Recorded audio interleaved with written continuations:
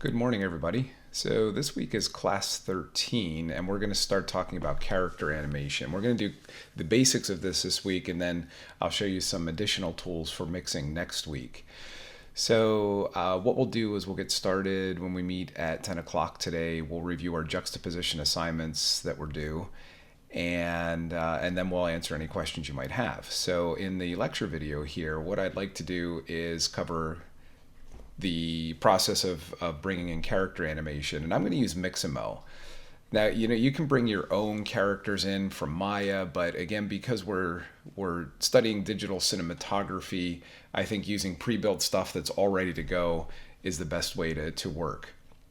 Now, again, I'm gonna show you how we can use Mixamo, which has lots of characters and lots of animations, so you should have plenty to work with.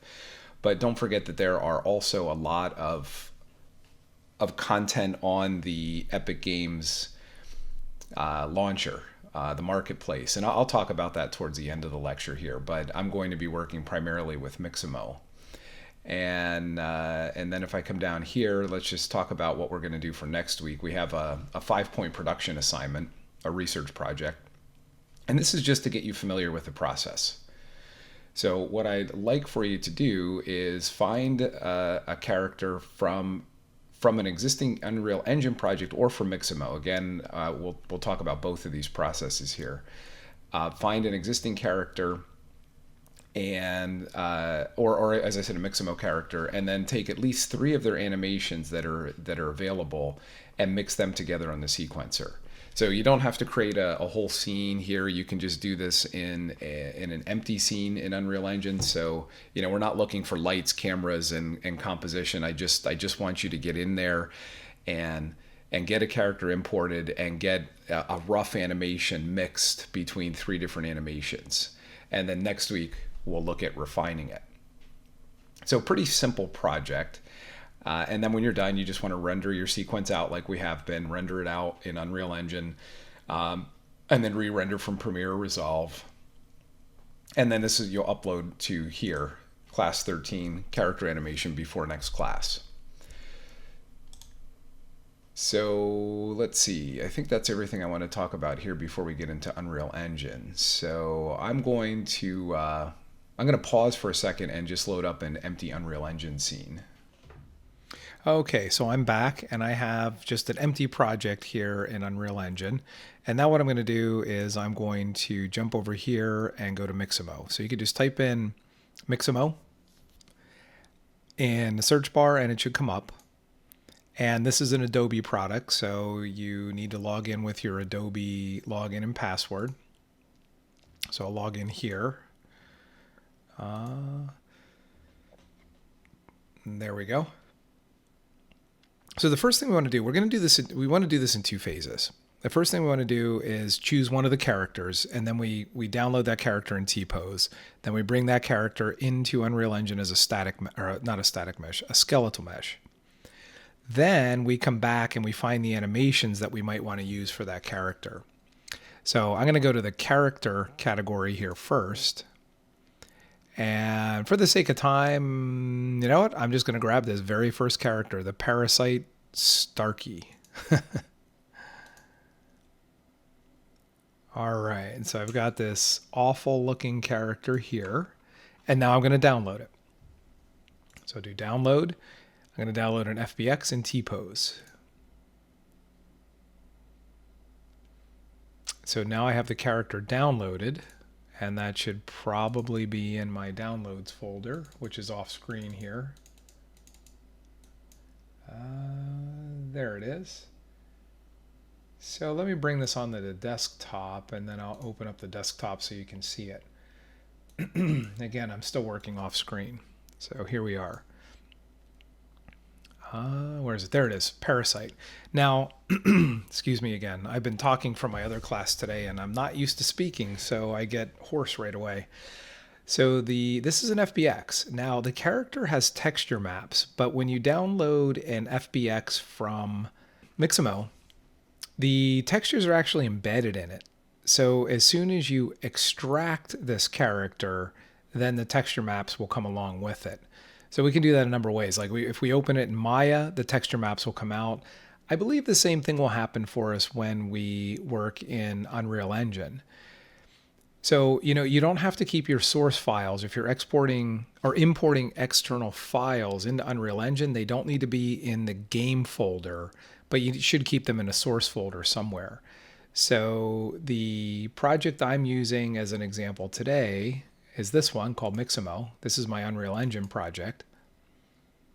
But I'm going to keep my source files in a separate folder. So I'll just create a new folder here.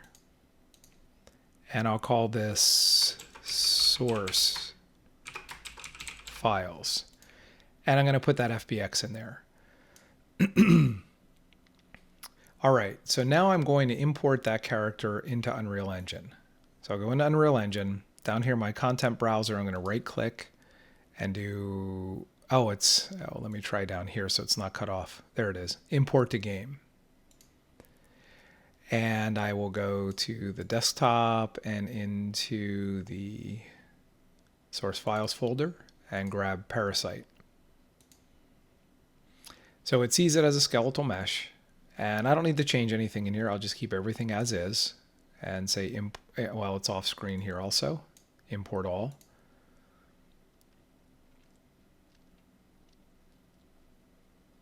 And I get a smoothing group warning, but that's not that much of an issue, so I'll close that. And there's my character. Now, a lot of times these Mixamo characters will come in in a very weird way. You notice the character is almost transparent. Now, before I get into that, let me just take a look at my source files again. So now that I activated, I guess we could call it that, activated this FBX by importing it into Unreal Engine, you'll notice that it has unpacked a secondary folder. And this is where the texture maps are. Right there, it's 3 texture maps. So it does that by default. That's how an FBX file works. All right, so let's take a look at this character though. So you see it also brought the texture maps in.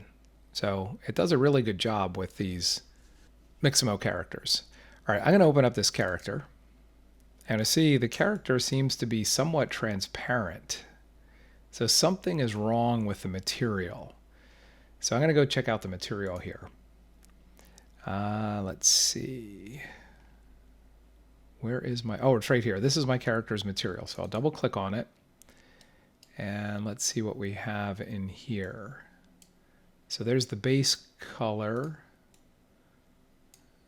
There's specular, opacity, and the normal map. So it looks like it wired in the color texture sample, the diffuse texture sample, as the opacity for some reason. I'm just going to disconnect that. And that should do it for me. The Mixamo characters come in and they do that for some reason. I'm not quite sure. So I'll save that. And then let's see what it looks like now. There we go. So now the character looks appropriate, I think. No, it looks like I might still have some levels. Does it look like I have some levels of transparency? I'm going to pause this for a second and see if I can figure out what's going on here. Okay, I figured it out. So if I come back to the material, the parent material here was set to translucent. And this character does not have any transparency at all. So I set it back to opaque. And now I actually don't need this texture sample because this is not a transparency map at all. So now I've got a normal map, I've got a spec map, and I have a base color. So if I save that and then come over here to the character, we can see that I no longer have any weird transparency. So I found that this is an issue we have with the Mixamo character. So you just need to get in there, and 2 things you'll have to remove an opacity texture, and then also set the parent material back to opaque instead of transparent, and then your character should come in fine. All right, so I'm going to save that. And I'll save this and close out of that. And now I could put my character into the scene. So now we have our character in T-pose. And now what we can do is go back to Mixamo and start collecting a library of animations that we may want to use with this character. And then we bring those in as animation files. So if I go back to Mixamo, and I'll go to animations now, and there are hundreds and hundreds of animations here. So for the sake of time, I'm just going to grab, oh, I don't know. Should we make the character hip hop dance?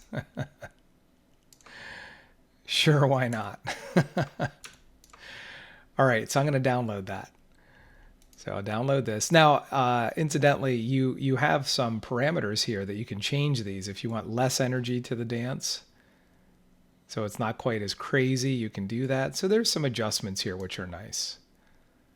All right, so I'm going to download this. Now I'm going to download this without skin because I don't need the skin. The character is already in Unreal Engine. I just need the animated joints. So I'm going to do without skin. So I'll download that one. And I'll download one more just so we can see about mixing them.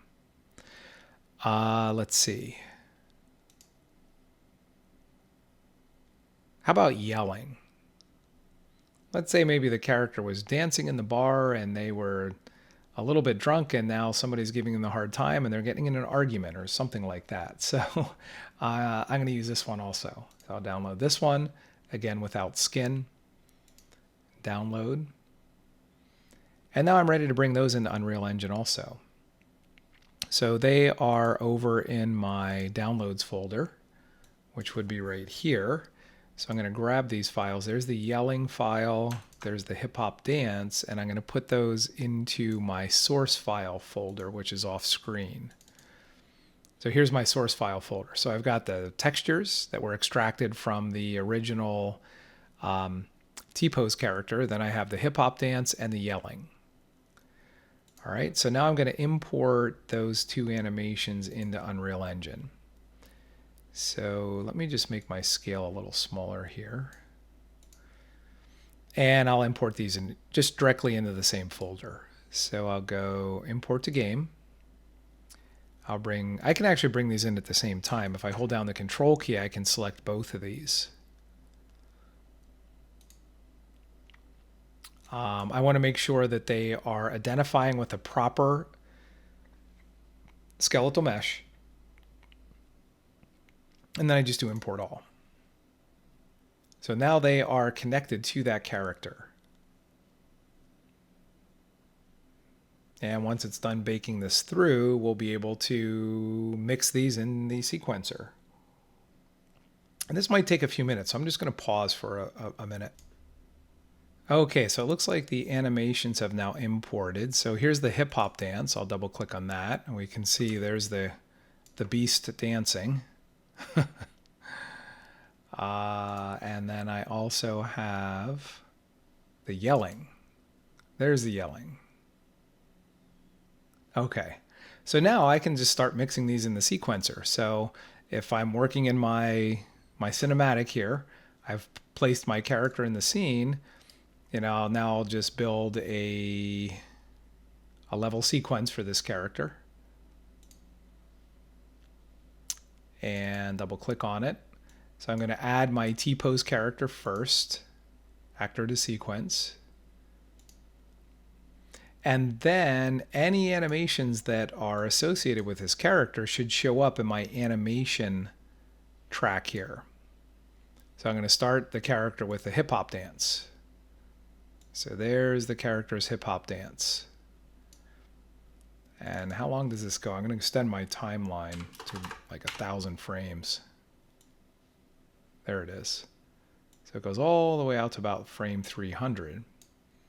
So there's the dance. And then I'm going to mix in the yelling. So I'm going to put my time indicator at the end of this first sequence here. And then I'll add the yelling. I'm going to put it on a second line, which is okay, but I like to keep them on the same line together. And then I'm going to do a crossfade by just pushing the two together here, just as a real basic crossfade.